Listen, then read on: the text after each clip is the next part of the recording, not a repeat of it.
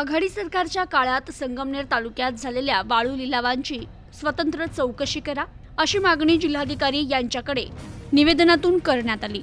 संगमनेर तालुक्यात मागील 10 वर्षात झालेल्या माती मिश्रित वाळू लिलावाची स्वतंत्र यंत्रणेमार्फत चौकशी करा। तसेच सध्या सुरू असलेल्या अवैध खाण क्रशर आणि खाण पट्टे व्यवसाय बंद करावे अशी मागणी संगमनेर तालुक्यातील शिष्टमंडळाने महसूल मंत्री राधाकृष्ण विखे पाटील आणि जिल्हाधिकारी सिद्धराम सालीमठ यांच्याकडे केली। संगमनेर तालुक्यातील निमोन, तळेगाव, कवठे, कमळेश्वर येथील ग्रामस्थ आणि शेतकऱ्यांनी जिल्हाधिकाऱ्यांची भेट घेत याबाबतचे निवेदन सादर केलं। तालुक्यात सुरू असलेल्या अवैध खाण क्रशर तसेच खाण पट्टे शासनाचे सर्व नियम आणि अटींचं पालन न करता सुरू आहे। या व्यावसायिकांनी प्रदूषण नियंत्रण मंडळाच्या नियमांचं पालन केलं नाहीये, त्यामुळे या भागातील पर्यावरण पूर्णपणे धोक्यात आलंय।